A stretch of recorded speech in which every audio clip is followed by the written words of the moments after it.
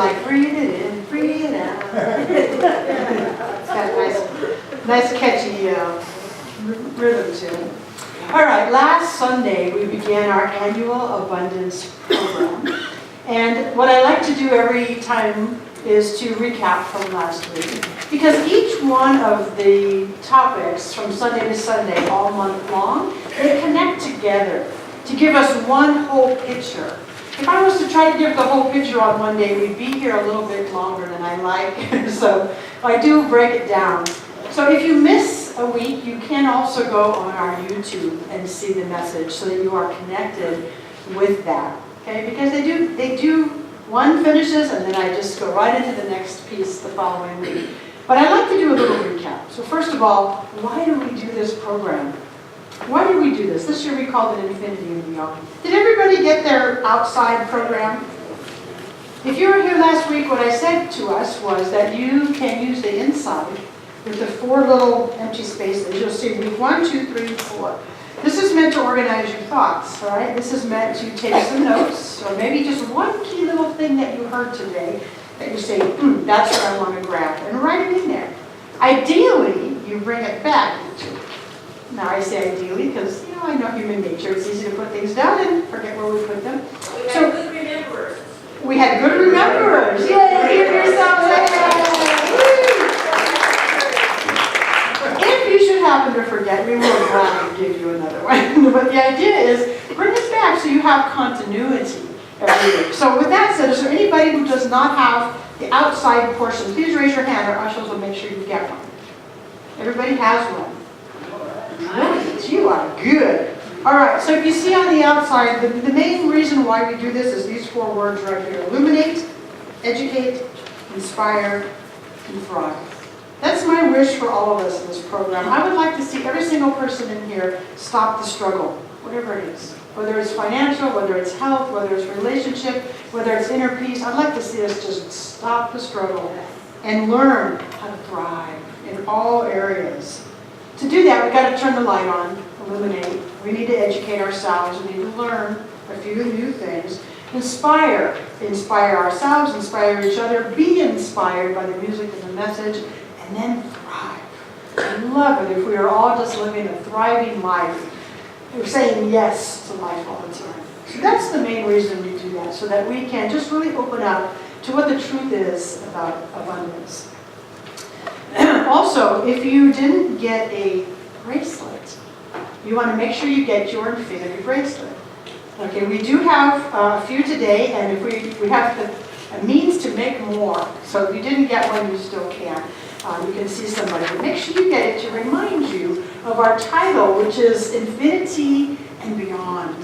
The openness is what we are. There we go. The openness. Infinity implies no beginning and no ending, on and on. And then the beyond is just bigger than we can even imagine, or bigger than we can even think. And I said last week that we were going to join together in a mental, spiritual spaceship and take this journey together to infinity and beyond.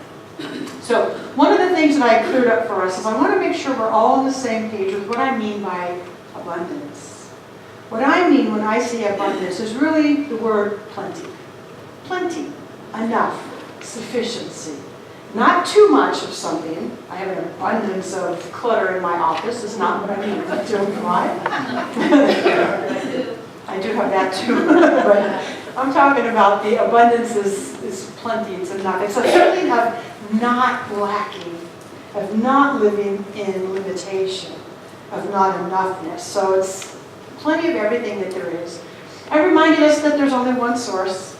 I get to say that every week in some way, shape, or form. There's only one power, one source. Call it what you'd like to call it. Only one thing. And we believe here that that one thing is already included and made available everything we could ever possibly need or want. And one of the things that grounds me in that is I remember at the time that Moses and Jesus walked the earth, they had not yet discovered electricity, but the potentiality of it was there. Okay, so we have to remind ourselves, maybe you don't, maybe just I do, that even if I don't see something yet, if I remember that the potential for it exists, That's what we're talking about. It already includes everything. It might not be in our tangible form yet, but it must be in potential. Just as electricity and cars and a whole lot of things you can name that were not yet available when Jesus walked this earth, they were there in potential. So the one power has already provided potential for everything, and in our livingness of it, we say it is already right here. Now to help us understand this, I did give us two visuals, so let's go to the first one, Richard. So the circles here represent that even the word with, when we say I'm one with God, this is kind of what I see. One with God is nice. That's better than thinking that we're separate from that power. But even that word with sort of implies separation. It's this and this implies two. And the point last week was that it's not this with this. We are in this and it is in us. There are no boundary lines, but to help us understand it, I gave you the next one. Okay, the microcosm within the macrocosm. It's not to say that they're separate things, but you see the circle came within. So we live and move and have our being within the wholeness, the macrocosm. There's no place where it ends, so I can imagine myself walking and I'm just walking through it and it's walking through me. Can you see it? The energy is just right here. So again, we're trying to take an intangible idea and help our minds understand it. To me, that helps me understand it. The great big source, I live within that. I am as God. Matter of fact, let me just tell you a little sidebar. You know when we sing I Release and I Let Go, that beautiful song that Ricky Byers-Beckwith wrote? I changed the last word. She says, I'm only here for God. I say, I'm only here as God. You don't have to, but if it feels right to you, I'm only here as God. I'm only here as that presence. To really help us understand, there's nothing separate from us. We are, in our own expression, a part of God. So that was last week. And I ended last week, we can let that go away now. I ended last week with the question of, what do we think Jesus meant when he said all that the Father has is mine? Well, the Jesus that I knew was not a selfish man. So he didn't mean all that the Father has is mine, like not yours. He meant all that the Father has is mine. It's already here. Speaking about all of us in the bigger picture, not just him only. All that the Father has is mine. All that the Spirit has is mine. All that the one source has is already mine.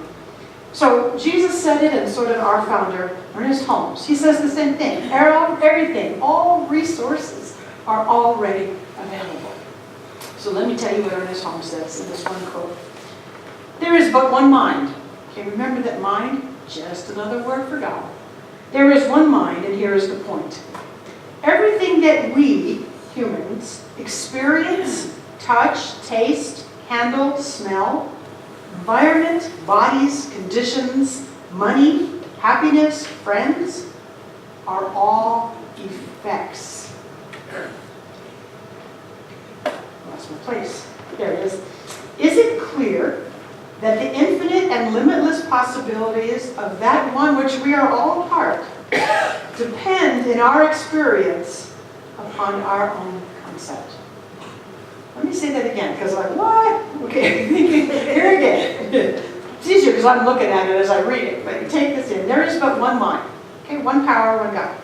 Everything that we as humans experience, touch, taste, handle, smell, bodies, conditions, money, happiness, friends, all the stuff, right? They're all effects.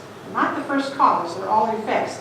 Is it clear that the infinite, limitless possibilities in the macrocosm of that one of which we are a part depend, in our own experience, upon our own concept?